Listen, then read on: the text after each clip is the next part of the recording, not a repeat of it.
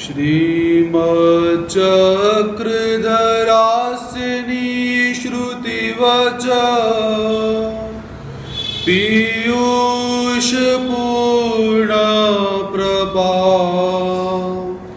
पाथोदपति पान्थमन्तरपरे श्रान्तस्य लोकस्य स्फुरजित भीमववाटवी समतट स्तं नागदेवं सदा सारासार विचार सुंदर गिराम पारंगतम नौम्यहम पारंगतम नौम्यहम। श्री गोपाल कृष्ण महाराज।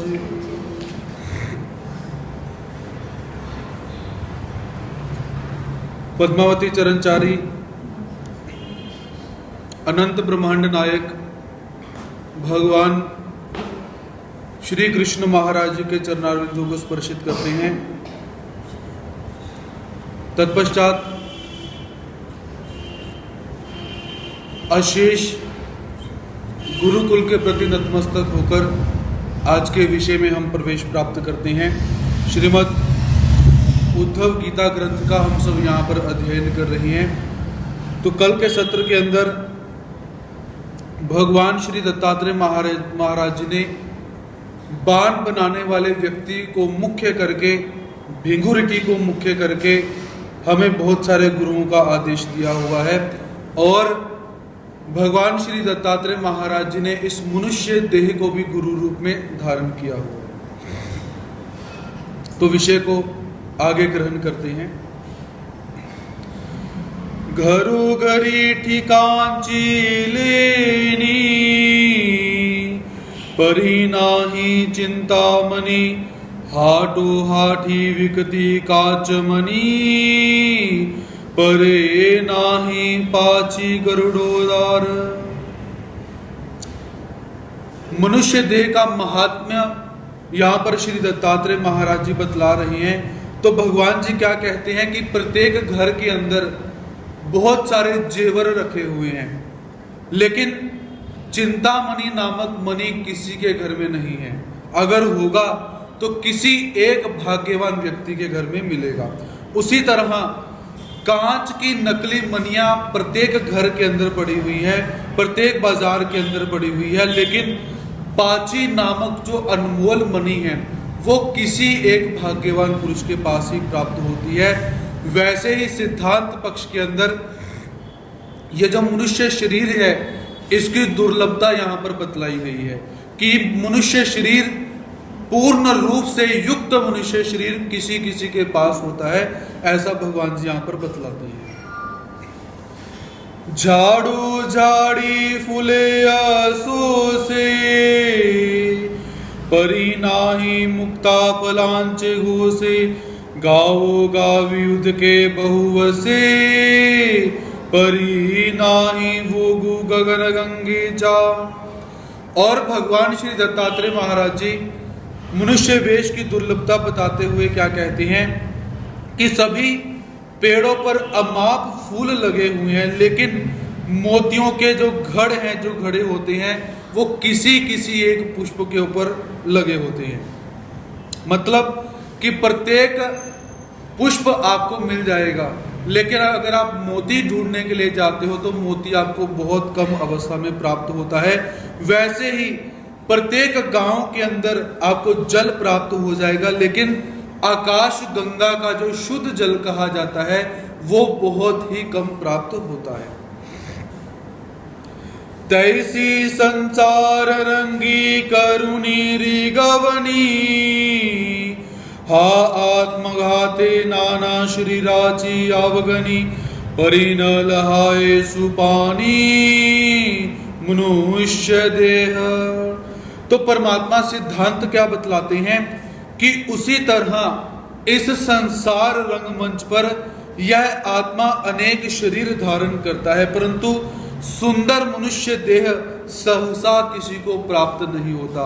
यहाँ पर सुंदर शब्द से आपने शारीरिक सुंदरता नहीं लेनी है, युक्त मनुष्य देह, क्योंकि जो युक्त मनुष्य देह होगा वही ज्ञान और प्रेम का अधिकारी रहता है। युक्त अर्थात जिसमें पिंडस्थाएं होंगी, चार चतुष्ट रहती हैं, इंद्रियां रहती हैं, अवयव पूरे रहेंगे, बुद्धि पूरी होगी, ऐसा युक्त मनुष्य देह किसी किसी को मिलता है। आप बाहर कभी देखो कि देखने में तो व्यक्ति बहुत सुंदर है लेकिन वो बोल नहीं पाता, देखने में शरीर बहुत सुंदर है लेकिन दिमाग उसका अच्छी तरह से नहीं चलता है।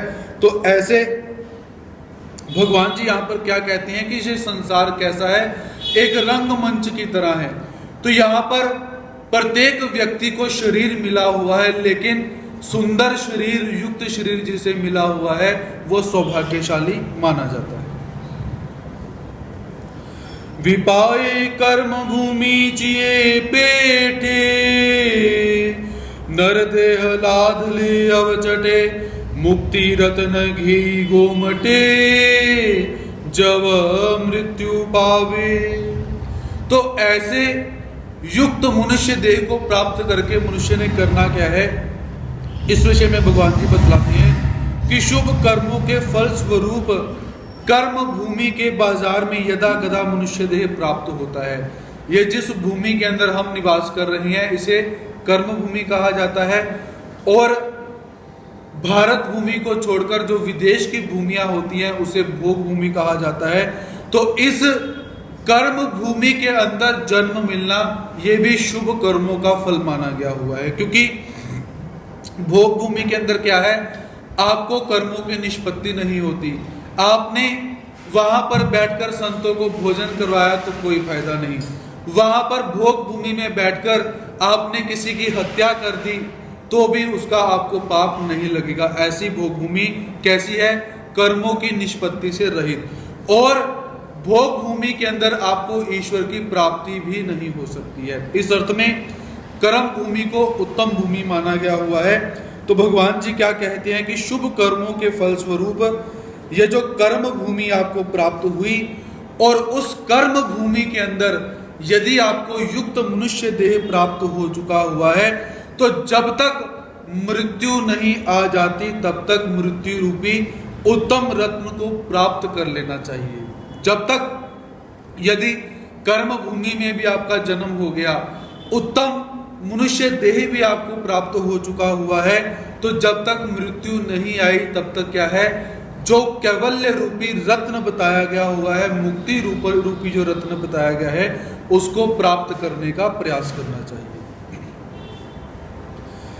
हा कालू घड़ा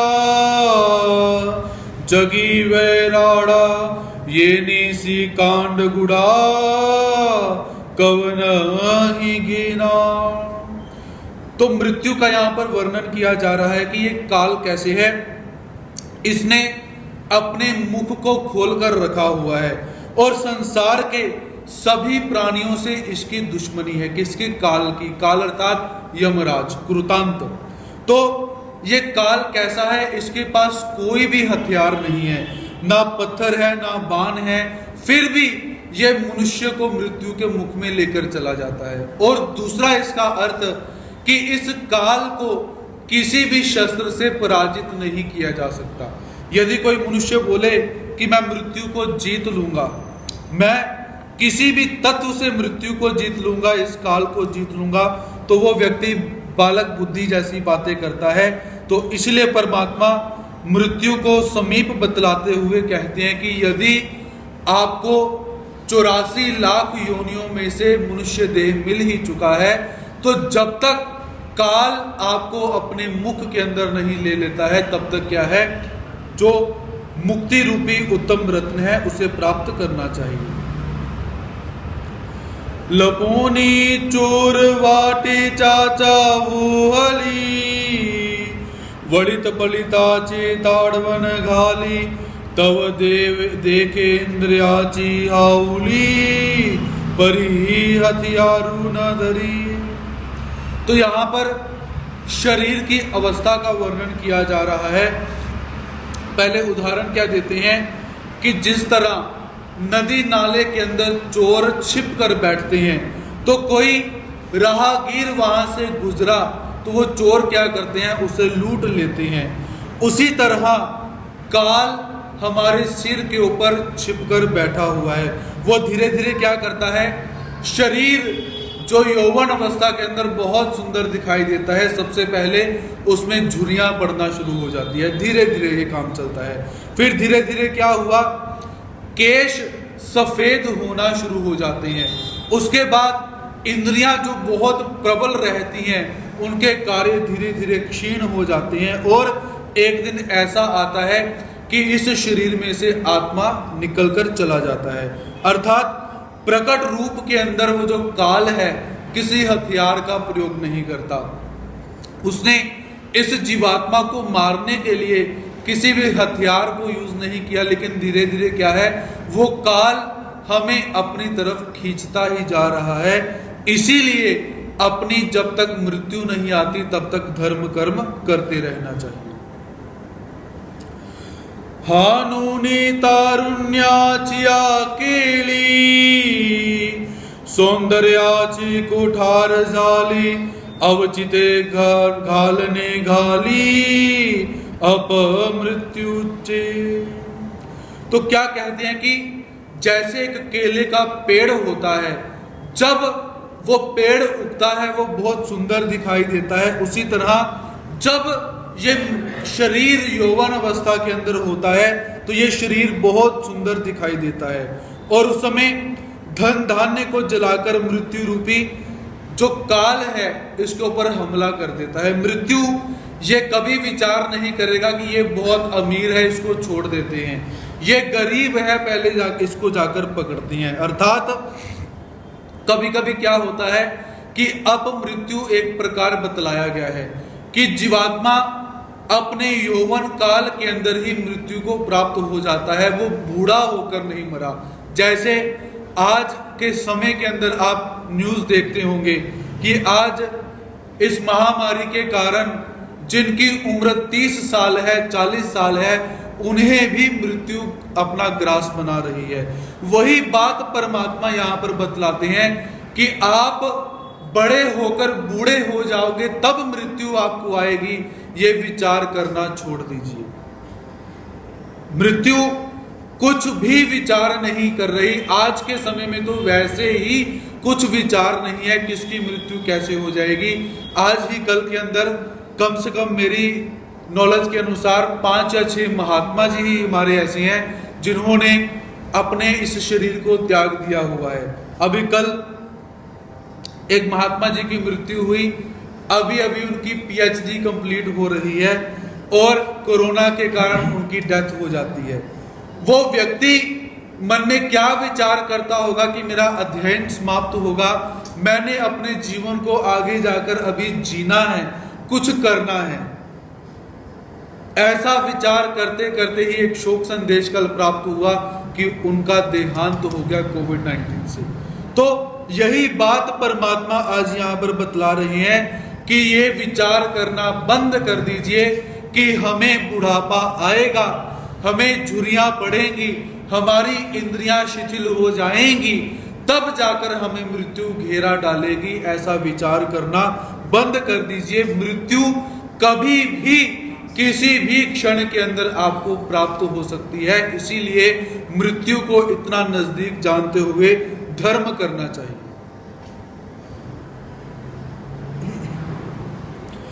घेऊनी बलाची परतरणी, प्राणा करी खोचनी, आयुष्याची तोडी तवनी, हळू हळू।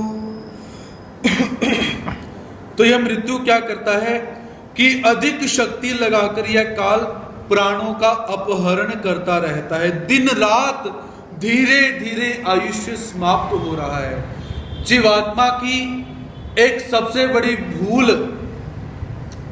जन्मदिन जब आता है तो खुश हो जाता है ये बंदा, वो कहता है कि मैं बड़ा हो रहा हूं। लेकिन याद रखिए, जैसे जैसे हमारा जन्मदिन आ रहा है वैसे वैसे ये काल हमारे समीप आ रहा है। इसीलिए जन्मदिन वाले दिन खुश नहीं होना चाहिए। अगर खुशी मनानी है तो जब सुबह उठ जाते हो जिस दिन, उस दिन खुशी मनाओ। जिस दिन सुबह आपकी आंख खुली, आपका वही जन्मदिन है। इसके अतिरिक्त वर्ष भर में जो जन्मदिन मनाए जाते हैं, मुझे तो लगता है कि उस दिन खुश होने का कोई कारण नहीं है। अगर शास्त्रों को देखो तो शास्त्र यही बतलाते हैं, भाई पहले तुम्हारे पास 80 साल थे, अब उसमें से 40 साल बीत चुके हैं, 40 साल शेष बचे हैं। इसलिए प्रसन्न होने का, जन्मदिन मनाने का कोई कारण नहीं है, दुख होने का कारण है। दुखी होने का कारण है कि भाई हमारी उम्र प्रतिदिन कम हो रही है। ये बात परमात्मा यहां पर बतलाती है। महारुगाचिया नाई कवड़ी, वेड़ूनी लागी करती चहुकड़ी, नवचतार्ध घड़ी, उतरी शरीर दुर्गा। ये काल महारोग की फौज लेकर चारों तरफ से घेराव डालकर एक क्षण में इस शरीर रूपी किले को समाप्त कर देता है। अर्थात यहां पर क्या बतलाया गया है कि जीवात्मा को जितनी ज्यादा बीमारियां होंगी, उसकी मृत्यु उतनी जल्दी हो जाएगी। और ये काल क्या है? बीमारी किसी भी बीमारी के बहाने ही आएगा। हार्ट अटैक हो जाएगा, कोविड-19 हो जाएगा, या लोग बोलेंगे रात को अच्छा भला था, अच्छा भला सोया था, सुबह तक पता नहीं क्या हो गया।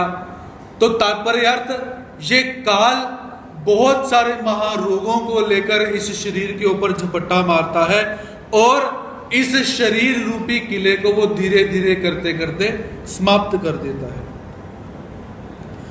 मगदिहा धवलिया आंतुरी गोनिया विन सूर्या, उसासी जीवन कलिते। तो यहां पर मृत्यु कितने समय के अंदर प्रवेश कर सकती है, इसका सूक्ष्म सिद्धांत यहां पर बतलाते हुए परमात्मा क्या कहते हैं कि सूर्य प्रकाश में ही शरीर के अंदर प्रवेश करके बिना चूरी के मिनटों में ही प्राण नष्ट कर सकता है।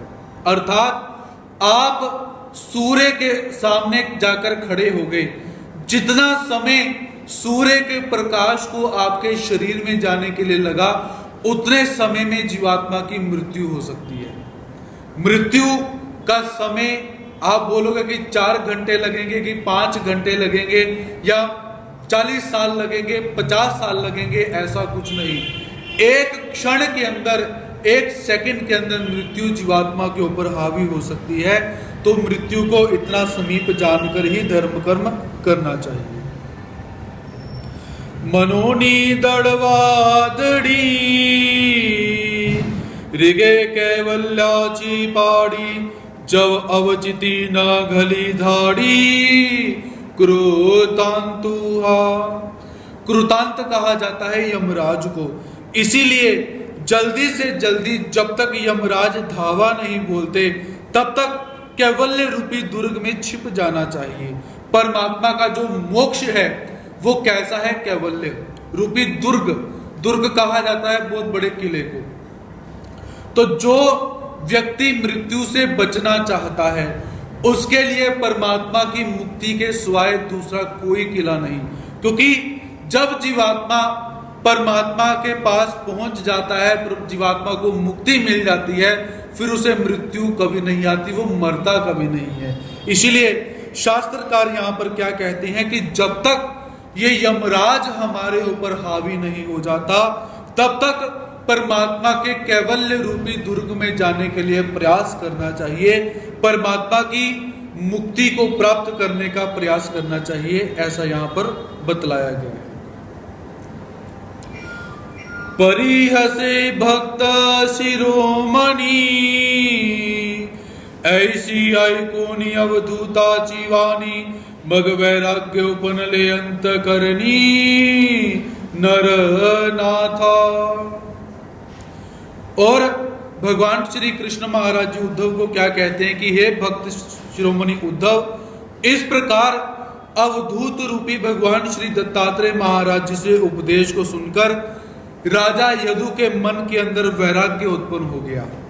इतना उपदेश जब राजा यदु ने सुना, उद्धव गीता सुनी, तो सुनने के बाद उनके मन के अंदर वैराग्य उत्पन्न हो गया।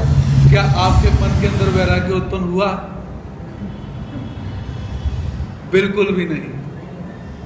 इसका कारण कि आज के समय के अंदर एक जीवात्मा की प्रवृत्ति कैसी हो रही है वो आपको बतलाता हूं। वो कहते पंजाबी किदा दे हुंदे है, ढोल बजा रहे थे नचते रहो।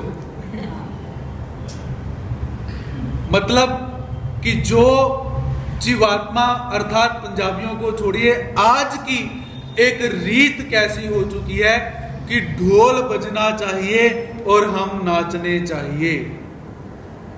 तो याद रखिए, ना ढोल बजने से आपका उद्धार होने वाला है, ना ही नाच गाने से। उसकी आवश्यकता है, आपके घर में किसी का जन्म हुआ, जन्मदिन हुआ, शादी है, आपने सत्संग करवाया, आपने पंचोद्धार महोत्सव करवाया, उसके अंदर वो नृत्य गान रास क्रीड़ा अच्छी है, उसकी कोई मनाही नहीं करनी चाहिए। लेकिन हमारे कुछ ऐसे बहुत पढ़े लिखे बंदे ऐसे भी हैं जो कहते हैं कि ये वृंदावन की रीत है, ये बिल्कुल नहीं होनी चाहिए।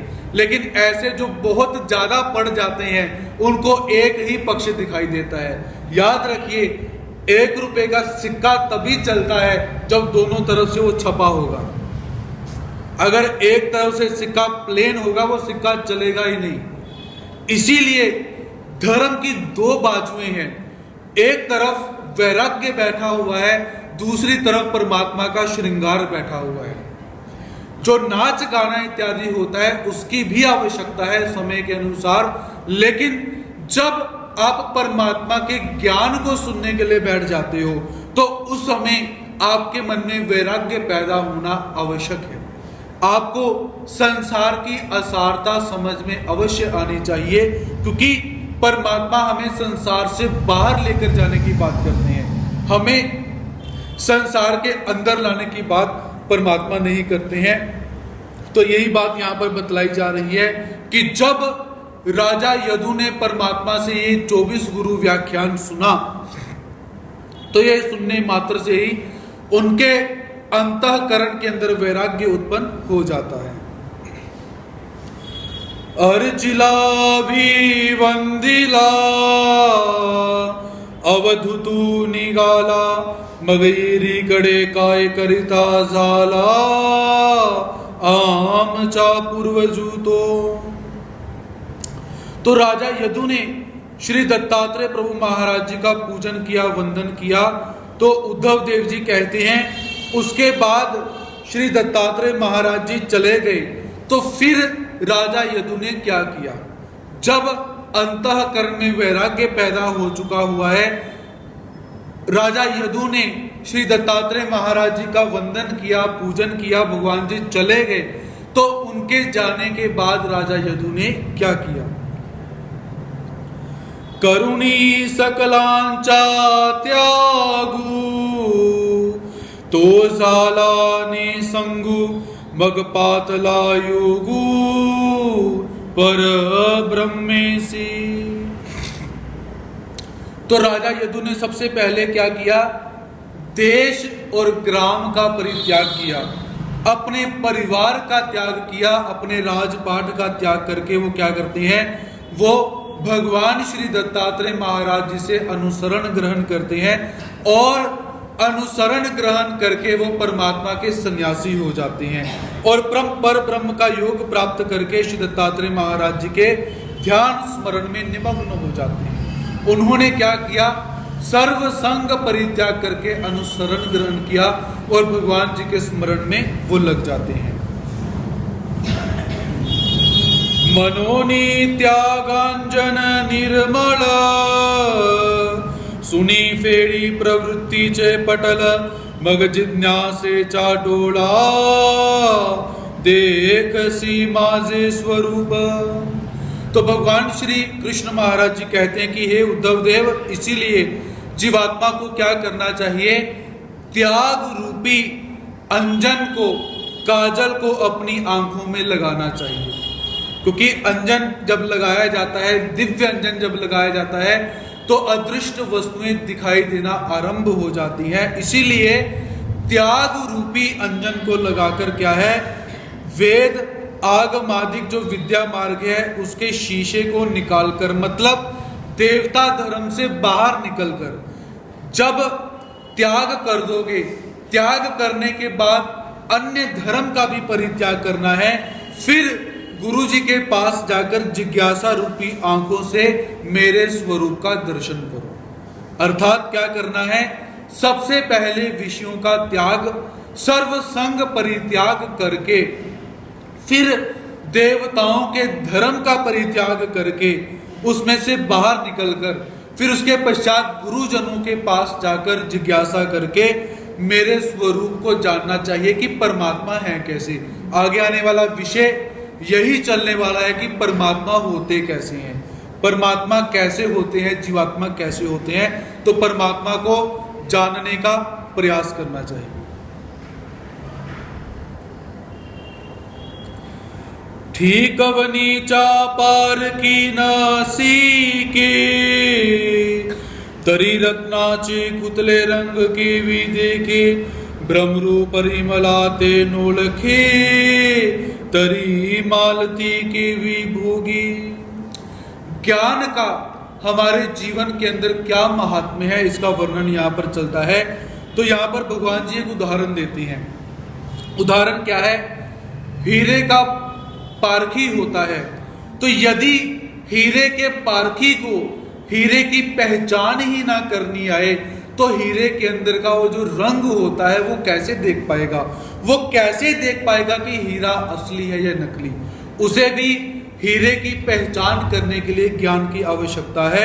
जब तक उसे ज्ञान नहीं होगा वो हीरे का पारखी नहीं कहला सकता। उसी तरह जो भंवरे होते हैं, यदि भंवरे को सुगंध का ज्ञान नहीं होगा तो वो मालती के पुष्पों का आस्वादन कैसे लेगा।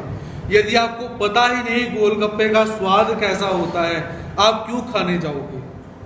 आपको पता ही नहीं चपाती कैसी होती है, सब्जी कैसी होती है, आप क्यों खाने जाओगे। आपको उसका पहले ज्ञान होना चाहिए, फिर आप कार्य करने के लिए उद्यत होते हो।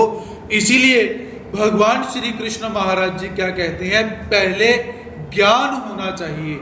जब आपको ज्ञान हो जाएगा फिर आप धीरे धीरे अपने आप उस आचरण को, उस कार्य को करने के लिए आरंभ कर दोगे। करण चातुर्य न पड़े सुंदरी, तरी चक्रवर्ती ते केवी आवरी, सराउना कीजे राजकुमारी, तरी त्या चैत कैचे। और परमात्मा यहां पर उदाहरण क्या देते हैं कि कोई एक स्त्री है, यदि कार्य करने की चतुरता उसके अंदर नहीं है तो वो राजा को कैसे वश में कर सकती है। क्योंकि राजा कैसा है, बहुत सारे गुण राजा के अंदर होते हैं, क्योंकि राजा के अधीन सब रहते हैं और राजा अपनी पत्नी के अधीन रहता है। तो पत्नी के अधीन कब होगा, जब वो पत्नी चतुर होगी। तो इसीलिए जो स्त्री चतुर नहीं होगी वो राजा को अपना गुलाम कैसे बनाएगी। और जो राजपुत्र युद्ध कला को नहीं सीखता वो युद्ध में विजय कैसे प्राप्त करेगा, अर्थात वो विजय प्राप्त नहीं कर सकता। उसी तरह जिस जीवात्मा को परमात्मा का ज्ञान नहीं है वो परमात्मा के धर्म का आचरण भी नहीं कर सकता है। तैसे जिज्ञासा यंत्रे विना, ब्रह्म विद्येची धृति काढ़ी कवन, मनोनी करावे शास्त्र श्रवण, भक्त राया पे। तो ऐसा न्याय देकर परमात्मा क्या समझाना चाहते हैं, उसी तरह जिज्ञासा रूपी यंत्र के बिना ब्रह्म विद्या रूपी मक्खन कौन निकाल सकता है। जब तक आप गुरुजनों के पास जाकर जिज्ञासा ही नहीं करोगे कि हे गुरुदेव आप हमें कुछ समझाएं, कुछ ब्रह्म विद्या का ज्ञान बताएं, तो शास्त्र कैसे निकलेगा। पिछली बार क्या हुआ, उद्धव गीता हमने प्रारंभ करी, नवरात्रे ही थे शायद, नवरात्रों के अंदर हमने कुछ विषय लगाया था, तो 9 दिन के नवरात्रे थे, वो विषय कुछ लंबा था, तो हमारे भक्त जन 9 दिन मंदिर आए, 10वें दिन बस हम अकेले थे, एक वीडियो बनाने वाला और दूसरा मैं और तीसरी हमारी पूजा जी, 3 लोग। अर्थात नवरात्रे खत्म हुए, कथा चल रही है, हमने क्या लेना देना जाकर। मुझे अभी भी थोड़ी सी चिंता हो रही थी कि ये विषय 9 दिन के अंदर समाप्त नहीं होने वाला, नवरात्रे खत्म हो जाएंगे और भक्तों ने फिर मंदिर आना बंद कर देना है। इसीलिए मैं भी उसको जल्दी जल्दी खत्म करने के लिए लगा हुआ हूं। कहने के लिए, अगर आप अच्छी तरह से ब्रह्म विद्या शास्त्र पढ़ने का अगर आप प्रयास करते हो तो 1 घंटे में केवल 5 या 6 ओवियां कंप्लीट होंगी। अगर आपको सचमुच ब्रह्म विद्या शास्त्र की जिज्ञासा हो, आप बोलो गुरुजी हम हर एक वस्तु आराम से समझना चाहते हैं, तो यही हमारी 400 ओवियां महीने के अंदर समाप्त होंगी। लेकिन हमारे भक्त जिज्ञासा करते ही नहीं है, इसीलिए हमें वो जल्दी जल्दी समाप्त करना पड़ता है। तो परमात्मा यहाँ पर क्या कहते हैं कि सबसे पहले जब तक जिज्ञासा रूपी यंत्र के अंदर आप ब्रह्म विद्या रूपी शास्त्र को नहीं डालोगे, तब तक ब्रह्म विद्या शास्त्र रूपी जो माखन है वो नहीं निकलेगा। आप बोलोगे मक्खन निकालने के लिए बैठे, 5 मिनट आपने मधानी उसके अंदर डाल दी और मक्खन निकल जाएगा, ऐसा नहीं है। जितना समय उसे चाहिए उतना समय आपको मिलेगा। अब कल की कथा के अंदर आपको शॉर्टकट के अंदर संसरण प्रकरण मैंने समझा दिया। किसी भक्त ने नहीं आकर बोला गुरुजी संसरण हमें पूरा समझाइए, हमें समझ नहीं आई। एक भी भक्त की जिज्ञासा नहीं आ रही। इसका कारण कि शायद अभी हमारे मन के अंदर, आप मंदिर कथा सुनने के लिए आ रहे हो, आपके मन में जिज्ञासा है, आप तभी समय पर 4 बजे 4:30 बजे पहुंच जाते हो। लेकिन इसके अतिरिक्त और बहुत सारे भक्त हैं कि जो आना भी पसंद नहीं करते। तो जब तक जिज्ञासा नहीं होगी तब तक ब्रह्म विद्या शास्त्र बिल्कुल प्राप्त नहीं हो सकता। इसलिए हे भक्त श्रेष्ठ उद्धव, शास्त्र श्रवण करना चाहिए। अब आगे जाकर उद्धव देव परमात्मा से ऐसे ऐसे प्रश्न करने वाले हैं कि जो प्रश्न हमारे बुद्धि से ऊपर के प्रश्न रहेंगे। ऐसा गूढ़ शास्त्र अब धीरे धीरे क्या है, जो सखोल शास्त्र जिसे हम कहते हैं, गूढ़ शास्त्र जिसे कहते हैं, वो धीरे धीरे शास्त्र उसमें प्रवेश होने वाला है। इसलिए भगवान जी उद्धव देव को क्या कहते हैं कि शास्त्र को धीरे धीरे श्रवण करना चाहिए, जिज्ञासा करनी चाहिए, गुरु जी से जाकर बोलना चाहिए कि हमें पढ़ाओ, 9 प्रकरण क्या होते हैं, सूत्र पाठ क्या होता है, या लीला चरित्र क्या होता है, सप्त ग्रंथ क्या होते हैं, हमें बताओ, हमें पढ़ाओ। लेकिन हमारे पास समय ही नहीं, तो ऐसा प्रकार नहीं होना चाहिए। तव उद्धव देवो मने जी तू जान जसी शास्त्र श्रवणे, हे देवाचे बोलणे मज प्रत्याने। तो भगवान श्री कृष्ण महाराज जी की बातों को सुनकर उद्धव देव परमात्मा से क्या कहते हैं कि हे भगवान जी, आपके उपदेश को मैंने सुन लिया, आप जो कह रहे हैं शास्त्र सुनने से आपको ज्ञान हो सकता है, इन बातों पर मुझे बिल्कुल विश्वास नहीं हो रहा, ये बातें मुझे समझ में नहीं आ रही। विश्वास नहीं हो रहा मतलब ये बातें मुझे समझ नहीं आ रही कि कैसे शास्त्र सुनना है, वो कैसे समझ आएगा, कैसे उद्धार हो जाएगा, ये मुझे कुछ भी समझ नहीं आ रहा। अब उद्धव देव कैसे हैं? भगवान जी के प्रेमी भक्त हैं उद्धव देव, जिनको प्रेम शक्ति का संचार हुआ पड़ा है। यदि प्रेम शक्ति के संचार होने के बाद एक भक्त को समझ नहीं आ रहा तो हमें कितना प्रयास करना पड़ेगा। हम उस स्थिति के अंदर अभी नहीं पहुंचे, लेकिन उस स्थिति के अंदर पहुंचने के लिए हमें क्या है, धीरे धीरे बार बार प्रयास करना पड़ेगा। जैसे भगवान श्री चक्रधर स्वामी जी ने एक दृष्टांत दिया हुआ है, डुलकैलिया बालकाचा, कि एक छोटा सा बालक है, तो वो बालक क्या है, माता उसे दूध पिला रही है और वो बालक उल्टी कर देता है, उसे वो पचता नहीं है। माता क्या करती है, फिर उसे दूध पिलाती है, वो फिर उल्टी करता है, माता फिर दूध पिलाती है, वो फिर उल्टी करता है। तो पास में जो माता की सहेलियां बैठी हुई हैं, वो क्या कहती है कि ये बार बार उल्टी करी जा रहा है, तो उसे दूध क्यों पिला रही है? तो माता क्या कहती है, आंतु तरी लितैल, ठीक है दूध उसे पच नहीं रहा, मुझे भी पता है, तुम भी देख रही हो, लेकिन उसकी आंतड़ियां तो गीली होंगी अंदर जाके, कुछ तो मिलेगी राहत। वैसे ही बार बार शास्त्रों को बताना चाहिए, सुनना चाहिए। एक बार नहीं समझ आएगी, दूसरी बार सुनोगे फिर भूल जाओगे, तीसरी बार सुनोगे तब फिर भूल जाओगे, चौथी बार कुछ तो समझ आएगा। इसीलिए शास्त्र को क्या है, धीरे धीरे सुनना चाहिए।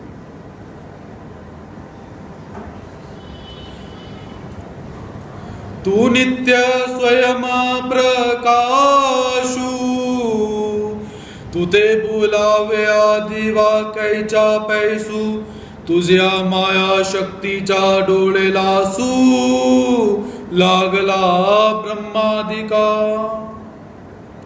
तो उद्धव भगवान श्री कृष्ण महाराज जी से क्या कहते हैं कि हे प्रभु, आप कैसे हो नित्य स्वयं प्रकाश, आप स्वयं नित्य प्रकाश हो, कोई दूसरी वस्तु आकर आपको प्रकाशित करे ऐसा नहीं हो सकता। अर्थात हमने बल्ब जगाया और परमात्मा को देख लिया, ये परमात्मा खड़ी है जी देख लो, ऐसा नहीं। सूर्य उदित हुआ, सूर्य ने कहा कि ये परमात्मा थे, पहले अंधकार के अंदर थे, अब परमात्मा को देख लो, ऐसा नहीं है। तो उद्धव क्या कहते हैं कि हे प्रभु, आप नित्य स्वयं प्रकाश हो, आपको कोई भी वस्तु प्रकाशित नहीं कर सकती, बतला नहीं सकती। आपका वर्णन करने की क्षमता देवताओं के अंदर भी नहीं है। यदि देवताएं भी बोले कि हम परमात्मा को बतला सकती हैं कि परमात्मा कैसे हैं, देवताओं को भी परमात्मा का ज्ञान नहीं है। देवताओं को कितना ज्ञान रहता है, मत पर एक आती तत्पर एक आती। देवताओं को सिर्फ इतना ज्ञान है कि मेरे से ऊपर एक देवता है, वो मेरे से ऊपर एक देवता है, मेरे से ऊपर एक और देवता है, उससे ऊपर परमात्मा है। सिर्फ इतना ही देवताओं को ज्ञान है। वो देवता कितने सीमा की है, उसका रंग क्या है, रूप क्या है, आयुध क्या है, उसके कार्य क्या है, परमात्मा के लक्षण क्या है, देवताएं नहीं जानते। लेकिन परमात्मा ने ब्रह्म विद्या शास्त्र में हम सबको बतलाया हुआ है कि परमात्मा कैसे हैं। जिस तत्व को देवता नहीं जान सकती, उस तत्व को परमात्मा ने हम जीवात्माओं को बतला के रखा हुआ है। लेकिन हम ब्रह्म विद्या शास्त्र को इतना समझकर कि इतना निकृष्ट समझकर या ब्रह्म विद्या शास्त्र का मोल न जानकर उसको प्राप्त नहीं करना चाहते हैं। याद रखिए कि जो चीज देवताओं को दुर्लभ है, वो चीज परमात्मा ने हमें देकर रखी हुई है। और उद्धव कहते हैं कि हे प्रभु, तेरी माया शक्ति के द्वारा ब्रह्मादिक देवताओं की आंखों पर भी पट्टियां बंधी हुई हैं कि ब्रह्मादिक जैसे देवी देवता भी तेरी माया के चक्कर में पड़ जाते हैं। तेरी माया के चक्कर में पड़ के वो भी भूल जाते हैं कि हम देवताएं हैं, हमें क्या हो गया। तो मैं एक साधारण सा जीव परमात्मा को कैसे जान सकूंगा, ये आप ही मुझे बतलाइए। प्रमाणाचा बंबाल दीवा, न देखी विदांचा मांदी मिलावा, आगमा नाही रिगावा तुझा स्वरूपी। संस्कृत के अंदर किसी भी वस्तु को देखने के लिए, जानने के लिए 4 प्रकार के प्रमाण कहे जाते हैं। वो कौन से हैं? प्रत्यक्ष प्रमाण, अनुमान प्रमाण, उपमान प्रमाण और शब्द प्रमाण। अर्थात किसी वस्तु को जानना हो, प्रत्यक्ष या वो वस्तु हमारे सामने खड़ी हो, हम उसको देख लें, अनुमान लगा लें, या उपमान कोई उदाहरण देकर समझा ले, या शब्दों के माध्यम से हम बता सकते हैं। लेकिन परमात्मा को इन चारों माध्यम से नहीं जाना जा सकता। परमात्मा को प्रत्यक्ष दर्शन परमात्मा के होते ही नहीं, हम इतने योग्य नहीं कि परमात्मा हमें दर्शन देकर बतला दें। अनुमान, परमात्मा को कभी देखा ही नहीं तो परमात्मा का अनुमान कहां से लगाना? क्या बोलोगे परमात्मा के स्वरूप को? कभी देखा ही नहीं। उपमान, उपमा दी जाती है कि वो वस्तु ऐसी ऐसी है, वो स्त्री, उसका मुख चंद्र के समान है, आपने चंद्र देखा हुआ है, वो स्त्री देखी हुई है, आपने उदाहरण दे दिया। तो परमात्मा को कभी देखा ही नहीं तो परमात्मा को उदाहरण कौन सा दोगे आप? शब्द प्रमाण। परमात्मा को निर्वचन कहा जाता है, निर्वचनीय कहा जाता है। शब्द ऐसा कोई है ही नहीं जो परमात्मा का व्याख्यान कर सके, तो परमात्मा को कैसे जाना जाए? उसके पश्चात वेद, शास्त्र, आगमादिक ये सब मिलकर आपको जानना चाहें, फिर भी आपके स्वरूप का परिज्ञान उन्हें नहीं हो सकता। वेद ग्रंथ यदि आप देखोगे, इतने मोटे मोटे वेद हैं, उसको पढ़ोगे, पहले तो पढ़े नहीं जाएंगे, पढ़े गए तो आपको समझ नहीं आएंगे। अगर समझ आना शुरू हो गए तो इतना जीवन हमारे पास नहीं है कि वो वेद संपूर्ण हो सके। आगम शास्त्र हो गए, वो तो लोप हो चुके हैं। भैरवों के द्वारा बनाए गए थे आगम साधन, तो भैरवों की विद्या भी समाप्त हो गई और भैरवों के द्वारा वो आगम साधन थे वो भी समाप्त हो चुके हुए हैं। तो इनके माध्यम से भी परमात्मा को यदि कोई बोले कि मैं वेद पढ़ लूंगा, मैं ऋग्वेद पढ़ लूंगा, अथर्ववेद पढ़ लूंगा, यजुर्वेद पढ़ लूंगा, सामवेद पढ़ लूंगा, तो ये पढ़ के मैं परमात्मा को जान लूंगा, तो आपकी भूल है। आप इन शास्त्रों को पढ़ के परमात्मा को नहीं जान सकते हो। तो करना क्या पड़ेगा? उसके लिए यदि परमात्मा को जानना है तो आपको ब्रह्म विद्या शास्त्र के पास आना पड़ेगा। आपको श्रीमद् ब्रह्म विद्या शास्त्र एवं श्री गीता जी के पास आना पड़ेगा। और वो भी कब? जब परमात्मा की कृपा होकर वैसे संत आपको प्राप्त हो जाएंगे कि जो यथार्थ का निरूपण करेंगे, तब आप परमात्मा के कुछ अंश को सुन सकते हो और जान सकते हो। तुझा कराव्या प्रकाशु योग शास्त्रा नाही सौरसु सांख्या लागे मोहे पासु तुते निरूपिता। और उद्धव परमात्मा से क्या निवेदन करते हैं कि हे प्रभु, 6 शास्त्रों के द्वारा भी आपका ज्ञान नहीं हो सकता। षड शास्त्र जो कहे जाते हैं, दर्शन शास्त्र जो कहे जाते हैं, जो प्रत्येक वस्तु को बताने की हिम्मत रखते हैं। दर्शन शास्त्र मतलब आपको प्रत्येक वस्तु का लक्षण बतलाएंगे। जीवात्मा का लक्षण क्या है, प्रकृति का लक्षण क्या है, पुरुष का लक्षण क्या है, स्त्री का लक्षण क्या है, वायु का लक्षण क्या है, अग्नि का लक्षण क्या है, पृथ्वी का लक्षण क्या है, प्रमाण किसे कहते हैं, उपमान किसे कहते हैं, असंप्रज्ञात समाधि क्या होती है, जहत लक्षणा क्या होती है, अजहत लक्षणा क्या होती है, ये बताने में सक्षम है। लेकिन परमात्मा कैसे हैं, इन शास्त्रों को पढ़ने से भी आप नहीं समझ सकते। आपको कितना भी ज्ञान दे दिया जाए, संप्रज्ञात समाधि होती है, समवायी कारण होता है, असमवायी कारण होता है, ये है क्या? जितना मर्जी समझा दिया जाए, घटाकाश है, मठाकाश है, जितने मर्जी आपको उदाहरण दे दिए जाए, पर आप परमात्मा को नहीं जान सकते हो। और परमात्मा का वर्णन करते करते क्या है, सांख्य शास्त्र भी परमात्मा, प्रकृति और पुरुष का वर्णन करते करते भूल पड़ चुकी है। उसमें भी क्या है, सांख्य शास्त्र के अंदर कपिल मुनि जी 2 तत्वों को मानते हैं, एक पुरुष, दूसरी प्रकृति। वो क्या कहते हैं कि ये जो पुरुष है ये जीवात्मा है, और प्रकृति क्या है, जड़ प्रकृति है, परमात्मा है ही नहीं। वो परमात्मा को सिद्ध ही नहीं कर पाए। वो कहते हैं कि प्रकृति क्या करती है, इस जीवात्मा का मनोरंजन करती है और जीवात्मा आह्लादित होता रहता है, इसके अतिरिक्त तीसरा पदार्थ है ही नहीं। परमात्मा नाम की कोई वस्तु है ही नहीं। वो वहां तक पहुंच ही नहीं पा रहे हैं कि परमात्मा को सिद्ध कैसे करें, परमात्मा के कार्य को कैसे बतलाएं। तो सांख्य शास्त्र कैसे है, परमात्मा को बतलाते बतलाते, प्रकृति पुरुष को बतलाते बतलाते असमर्थ हो चुका हुआ है, मोह बंधन में फंस चुका हुआ है। तुझ्या ज्ञानाची गरड हुली, सकल शास्त्राती घेतली, पुनः सृष्टीची आपोकली, ना तुडची ते। और उद्धव परमात्मा से क्या कहते हैं कि हे प्रभु, सभी शास्त्रों ने तेरी खोज करने का प्रयास किया, मंथन किया, किंतु इस संसार में वे तुझे ढूंढ नहीं पाए।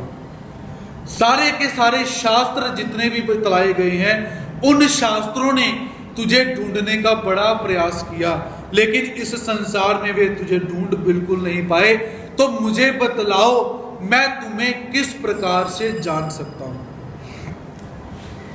मनोनी साधन नाही ऐसे, जेने तुझे ज्ञान रत्न दिसे, तू जानवीसी कृपावशे, तेची जानी जेते।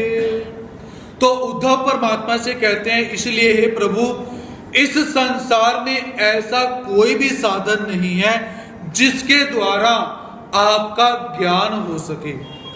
अतः आप ही कृपा करके मुझे ज्ञान देते हैं, दे रहे हैं। उसी समय या जब आप अपनी कृपा करके जीव को ज्ञान देते हैं, तो उसी समय आपका ज्ञान हो सकता है। मुझे ऐसा लगता है कि जब किसी जीवात्मा पर आपकी कृपा हो जाए, जैसे भगवान जी की कृपा पूरे द्वापर युग में से केवल अर्जुन के ऊपर हो रही है, जैसे भगवान श्री चक्रधर स्वामी जी की कृपा आचार्य श्री नागदेव जी के ऊपर हो रही है, आचार्य श्री माहिम भट्ट जी के ऊपर हो रही है, महादायसा के ऊपर हो रही है, बाईसा जी के ऊपर हो रही है। तो यदि आपकी कृपा हो जाए तभी आपका ज्ञान मिल सकता है, मुझे ऐसा प्रतीत हो रहा है। यावरी नागार्जुनाचा गोसावी, ज्ञानाची बंबाळ दिवी, कैसी उजळली ते निहाळावी, वीतरागी आता। तो भगवान श्री कृष्ण महाराज जी ने उद्धव देव की सारी बातों को आराम से सुना। उद्धव के विचार सुनकर भगवान श्री कृष्ण महाराज जी ज्ञान का प्रज्वलित दीपक किस प्रकार जलाया, उसे विरक्त पुरुषों ने देखना चाहिए। अर्थात कवि यहां पर क्या कहते हैं बीच में कि परमात्मा ने उद्धव के प्रश्नों का उत्तर कैसे दिया, परमात्मा ने इन्हीं तत्वों को कैसे समझाया, जो विरक्त मुनिजन है उनको सुनना चाहिए। तो यहां पर कवि ने क्या यहां पर बतलाया है कि जो इस शास्त्र को सुनने के लिए बैठा हुआ है वो कैसा होना चाहिए, विरक्त होना चाहिए। मतलब उठे सुठे किसी को भी सुना दिया, ऐसा नहीं है। इस शास्त्र को सुनने के लिए, ज्ञान को सुनने के लिए थोड़ी सी मन में विरक्तता अवश्य होनी चाहिए, क्योंकि आगे जो ज्ञान आगे आने वाला है वो कैसे है कि हमारे ब्रह्म विद्या शास्त्र के अंदर महावाक्य और निर्वचन प्रकरण ऐसे प्रकरण कहे गए हैं जिनके अंदर परमात्मा के निराकार और साकार स्वरूप का वर्णन प्राप्त होता है। परमात्मा होते कैसे हैं ये बतलाया गया हुआ है। तो आगे वही चीज बतलाई जा रही है, परमात्मा होते कैसे हैं और जीव कैसे होते हैं। इसीलिए शास्त्रकार ने यहाँ पर बतलाने वाले को सचेत किया, बोलने वाले को सचेत किया कि उसे बताओ जो इसको सुनने का अधिकारी हो। अब बताइए क्या करना चाहिए। तो कहीं ना कहीं आप घर से उठकर आए, आपके मन में थोड़ा सा शास्त्र श्रवण करने की इच्छा थी, क्योंकि सप्त ग्रंथों को वही सुन सकता है जिसके मन में आर्त भाव होगा। क्योंकि सप्त ग्रंथ कैसे हैं, ये बीच में जब काव्य शुरू हो जाता है तो ये बोरिंग से हो जाते हैं। जब सिद्धांत समाप्त हो जाएगा, बीच में कवि वातावरण की प्रशंसा करता रहेगा, प्रकृति की प्रशंसा करता रहेगा, तो ये धीरे धीरे नीरस हो जाते हैं, रस भी आता है आगे जाकर। तो आप घर से उठकर कथा सुनने के लिए आए हो, तो कहीं ना कहीं परमात्मा के ज्ञान को सुनने का भाव आपके अंदर है, तो शायद कुछ वस्तु आपको अवश्य बतलानी चाहिए, क्योंकि परमात्मा ने बोलने वाले के लिए एक और नियम बतलाया हुआ है। तो परमात्मा क्या बोलते हैं कि बोलने वाले को बहुत इच्छा हो रही है कि बोलना चाहिए, सुनने वाले को इच्छा नहीं है। मुझे भी ऐसे ही लगता है, सुनने वालों को इच्छा नहीं है, केवल बोलने वाले को ही इच्छा रहती है कि चलो कुछ करना चाहिए, कुछ करना चाहिए। कोरोना का समय आया हुआ है, बैठ बैठकर उदास हो चुके हैं, चर्या समाप्त हो चुकी है, कुछ भी नहीं हो रहा, चलो कुछ तो होना चाहिए। तो भगवान श्री चक्रधर स्वामी जी क्या कहते हैं, हे हाथ चौहटा बोलावे। यदि बोलने वाले का मन हुआ कि आज ज्ञान देना चाहिए, बोलना चाहिए, तो भगवान जी क्या कहते हैं कि भाई चौराहे के बीच में चले जाओ, जहां पर चार रास्ते हो, चारों तरफ से लोग आ रहे हो, वहां पर माइक लगाओ और बोलना शुरू कर दो। जहां मतलब भीड़ हो वहां पर जाकर ब्रह्म विद्या शास्त्र बताना शुरू कर दो। लेकिन याद रखना, जब तक मेरी इच्छा नहीं होगी वो कोई उसको ग्रहण नहीं कर पाएगा। तुम बोलने के लिए बोल सकते हो, पर ग्रहण करना, वो समझना, वो उमटना, वो मेरे हाथ के अंदर है। जब तक मेरी कृपा नहीं होगी कोई उसको समझ नहीं पाएगा, पहले तो सुन ही नहीं पाएगा। अब सबको पता है कि मंदिर में कथा शुरू है, कितने लोग आते हैं, इसका मतलब कि जो नहीं आते वो कथा को सुनने के अधिकारी नहीं हुए। अभी परमात्मा नहीं चाहते कि वो मेरे ज्ञान को सुने। आने के लिए किसी के घर का फंक्शन होगा, किसी ने पंचावतार महोत्सव रखा होगा, उसने फोन किए होंगे, भाई आज हमने पंचावतार महोत्सव रखा है, पूरी भीड़ इकट्ठी हो जाती है।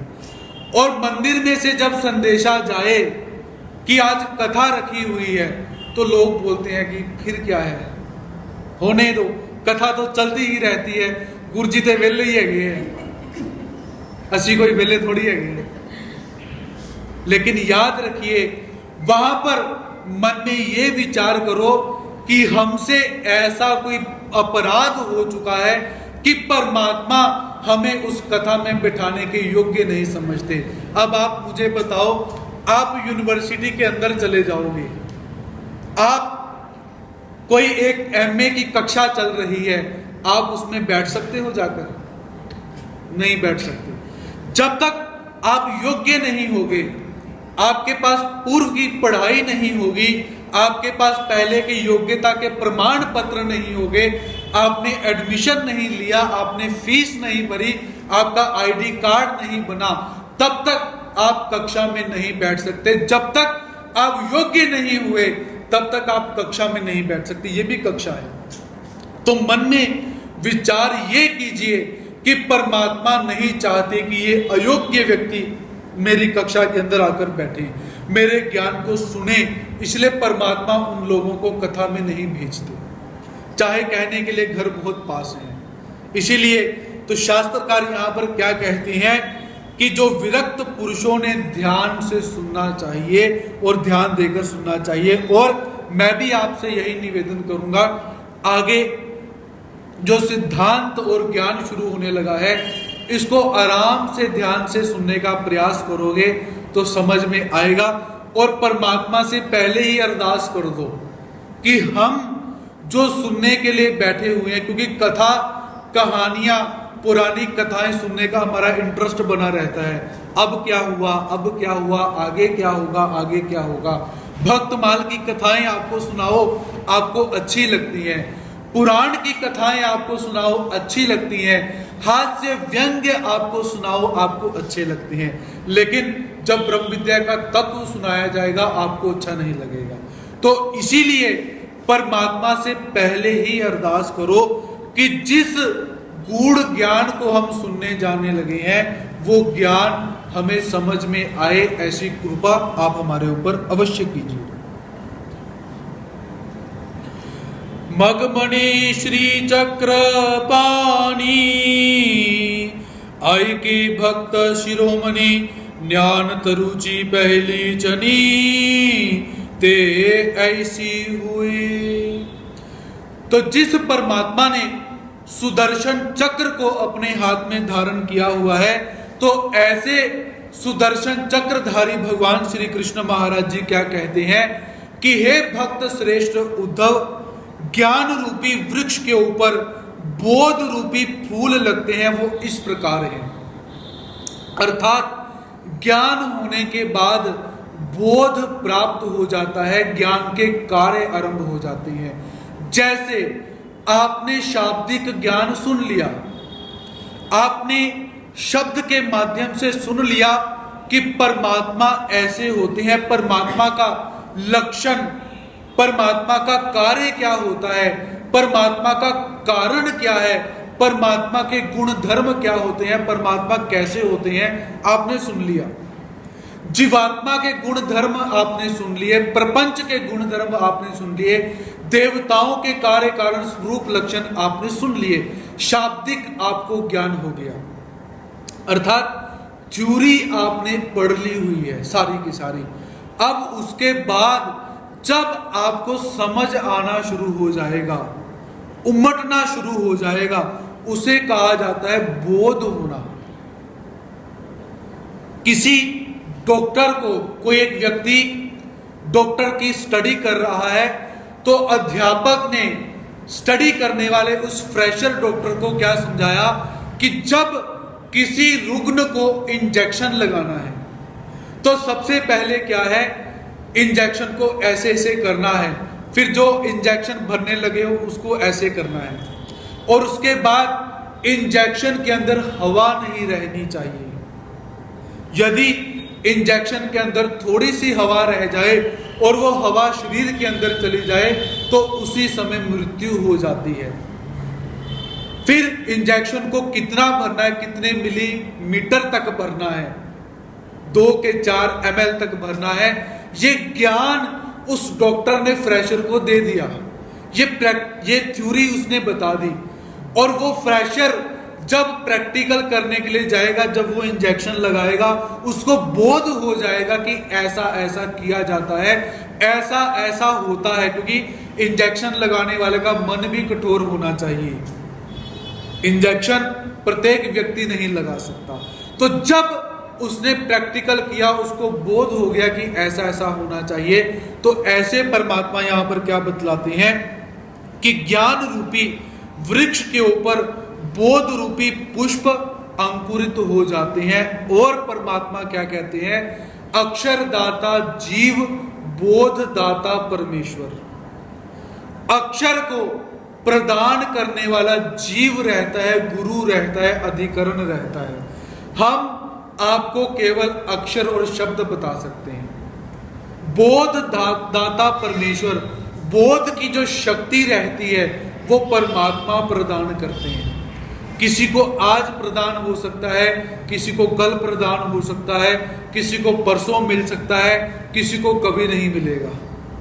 तो परमात्मा से निवेदन किया कीजिए कि हमें ज्ञान समझ आए, वो बोध शक्ति परमात्मा की हमें प्राप्त हो जाए। वो शक्ति कैसी रहती है, वो शक्ति प्रवेश करेगी, अपना कार्य करेगी, आपको समझ आ जाएगा, वो चली जाएगी।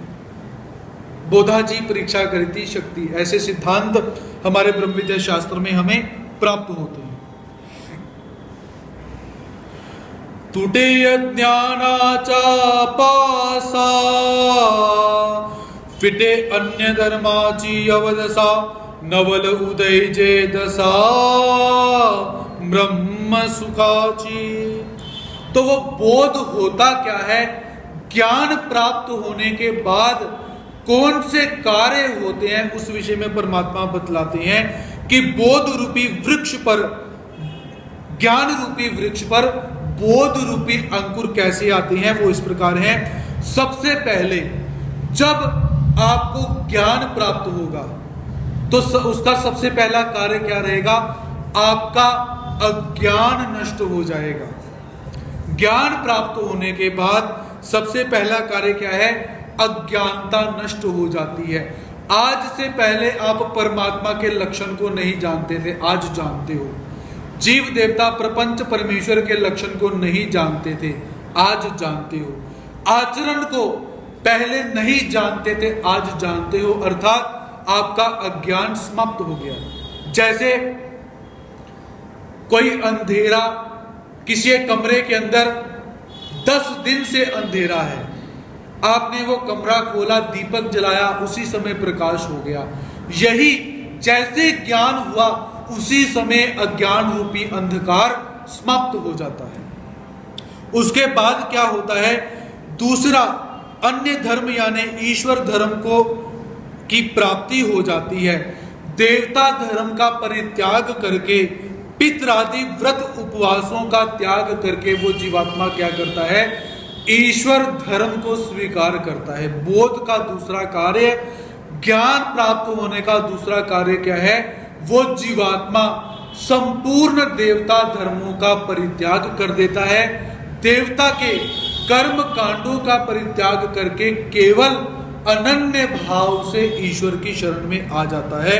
और उसके पश्चात जो देवताओं के क्षुद्र फल होते हैं, उन क्षुद्र फलों के विषय में उस जीवात्मा को घृणा पैदा हो जाती है।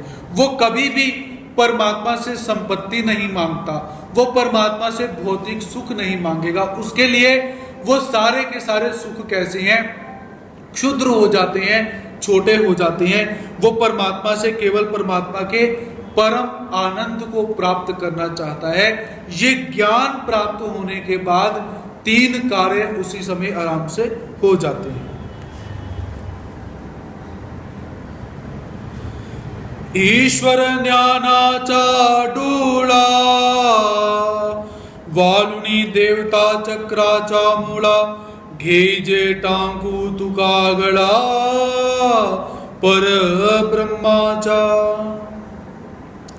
और ज्ञान प्राप्त होने के बाद कार्य क्या होते हैं, ईश्वर के ज्ञान की आंख खुल जाने से देवता के झूठे ठसे प्रकट हो जाते हैं। जब ज्ञान प्राप्त हो जाएगा तो ज्ञान प्राप्त होने के बाद देवताएं परमेश्वर क्यों नहीं है, परमेश्वर देवता क्यों नहीं है, इसका भेद हमें पता चल जाता है। परमेश्वर ज्ञान का यथार्थ ठसा हाथों में लगता है, अर्थात देवताओं के लक्षण प्राप्त हो जाते हैं। देवताएं परमेश्वर नहीं है और परमेश्वर परमेश्वर ही है, ऐसा जो भेद है वो प्राप्त हो जाता है। तव उद्धव देवो मने, जी कवने कारणे, देवता चक्राचे नाने, वाळिते ते। तो उद्धव देव भगवान श्री कृष्ण महाराज जी के इस उपदेश को सुनकर क्या कहते हैं कि उद्धव देव भगवान जी से पूछते हैं कि देवताओं के सिक्कों का निषेध किस लिए किया, कि हे प्रभु आप देवता भक्ति का निषेध क्यों कर रहे हो। जैसे आप नाम लोगे तो आपको उसी समय गुरुजी बतलाएंगे कि आज के बाद आपने किसी भी देवता धर्म में नहीं जाना, किसी भी देवता की भक्ति नहीं करनी है, ऐसा सुनते हो आप। तो उद्धव देव परमात्मा से यही प्रश्न करते हैं कि देवताओं के सिक्कों का निषेध क्यों किया, देवता भक्ति का निषेध आप क्यों कर रहे हो, आपको क्या प्रॉब्लम है देवताओं से। हम आपकी भक्ति भी करते हैं, देवताओं की भक्ति भी करते हैं, आपको क्या दिक्कत है। तो ये प्रश्न उद्धव देव परमात्मा से करते हैं। तेहि नित्य शाश्वत, भव विनाश रहित, आनंद सदोदित, शक्ति चक्रते। उद्धव परमात्मा को कहते हैं कि हे प्रभु, वो देवताएं भी नित्य हैं, शाश्वत हैं, संसार के नाश से रहित हैं और देवताओं के स्वरूप में भी आनंद है। आनंद अर्थात सुख। तो देवताओं में भी ऐसे गुण पाए जाते हैं, आप में भी ऐसे गुण पाए जाते हैं, तो देवताओं की भक्ति हम क्यों ना करें। ते आपुले नीचला बले, करी सृष्टि संहाराची ढाले, तरी शक्ति चक्र कवने बोले, नवहे पर ब्रह्म ते। और उद्धव परमात्मा को क्या कहते हैं कि हे प्रभु, देवता गण अपनी इच्छा के अनुसार अपनी शक्ति से सृष्टि का सृजन करते हैं, सृष्टि का संहार कर देते हैं। लेकिन सिद्धांत क्या कहता है कि देवता अपनी मर्जी से कोई कार्य नहीं कर सकते। परमेश्वर प्रवृत्ति माया, पहले परमेश्वर की प्रवृत्ति उत्पन्न होती है, परमेश्वर आज्ञा देते हैं, उसके बाद माया काम करने के लिए उद्यत होती है, ऐसा सिद्धांत है। तो यहाँ पर मतलब कि सृष्टि का संहार भी माया करती है, सृष्टि की रचना भी माया करती है, अघटित आश्चर्यजनक कार्य भी देवताएं कर देते हैं। फिर देवताएं परमेश्वर क्यों नहीं है? यदि देवताओं के अंदर इतना सामर्थ्य है, देवताएं शक्ति से युक्त हैं, नित्य हैं, शाश्वत हैं, पंच प्रकारों से युक्त हैं, तो देवताओं को परमेश्वर क्यों नहीं मानना चाहिए। तव मणि वन माली, ब्रह्म विद्येचे और कली, देवता स्वरूपे कसिली, तव साली दलाची थी। तो उद्धव देव के प्रश्नों को सुनकर भगवान श्री कृष्ण महाराज जी क्या कहते हैं कि हे उद्धव, ब्रह्म विद्या की कसौटी को लगाकर देवताओं के स्वरूप को देख। कि हे उद्धव, यदि इनके भेद को तू जानना चाहता है तो तुझे ब्रह्म विद्या शास्त्र की कसौटी को लगाना पड़ेगा, तब जाकर तुझे पता चलेगा कि देवताओं को पूजना क्यों नहीं है। त्या शक्ति चक्राचा तकटी, धावंडी जे क्षुद्र नंदाची पिठी, मनोनी भक्त जग जेठी, मज सारी के दिशे। और भगवान श्री कृष्ण महाराज जी क्या कहते हैं कि हे भक्त श्रेष्ठ उद्धव, जिस तरह तांबा और पित्तल जो होता है उसे अच्छी तरह से चमका दिया जाए, तो चमकाने के बाद वो कैसे है, वो हमें पित्तल कैसे है, सोने की तरह दिखाई देता है। उसी तरह देवता स्वरूप में साधारण आनंद होने के कारण वो परमेश्वर के समान दिखाई देते हैं, वो परमेश्वर वास्तव में नहीं है। जैसे पित्तल और सोना एक गुण धर्म होने से एक जैसे लगते हैं, वैसे ही कुछ गुण धर्म एक जैसे होने के कारण देवताएं परमेश्वर के जैसी लगती हैं। जैसे सगात्र सघन, होती पर्वतीचे पाखान, परी लोहाचे कनक, होए ते गुण परिसीची आती। और परमात्मा दूसरा उदाहरण क्या देते हैं कि जिस तरह पहाड़ में बहुत सुंदर सुंदर पाषाण होते हैं, परंतु लोहे को सोना बनाने वाला जो परिस होता है, पारस होता है, वो कुछ एक ही रहता है, वैसे ही पहाड़ों के पाषाण लोहे की तरह रहते हैं। कि जो पारस है वो लोहे को सोना बना सकता है, उसके अंदर गुण है, लेकिन वो सोना नहीं है। वैसे ही देवताओं के अंदर शक्तियां अवश्य हैं, लेकिन वो परमात्मा नहीं है। ना तरी करनी कराचा जिला, पांता वानु हुई सोने सला, परी परिमला चाओ माला, तो चाम पोलाची जाती। और भगवान श्री कृष्ण महाराज जी कहते हैं कि तरवटा नामक पौधों पर पीले फूलों के गुच्छे बहुत अधिक संख्या में होते हैं, परंतु उनमें जो चमेली का पुष्प रहता है वैसी सुगंध नहीं रहती। वो पुष्प देखने में चमेली के पुष्प जैसे दिखाई देते हैं, वास्तव में वो असली पुष्प नहीं होते हैं। वैसे ही देवताएं देखने में परमात्मा के जैसे लगती हैं, लेकिन वो परमात्मा नहीं होती हैं। तो ऐसे भगवान श्री कृष्ण महाराज जी देवता और परमेश्वर का जो भेद है यहाँ पर बतलाते हैं। तो आज का विषय हम यहीं पर समाप्त करते हैं। कल पुनः अपने समय पर हम मंदिर में पधारेंगे और आगे के ज्ञान को श्रवण करेंगे। तब तक के लिए सभी भक्तों के प्रति प्रणति सादर करता हूँ। स्वीकार करेंगे। जय श्री कृष्ण। दंडवत प्रणाम।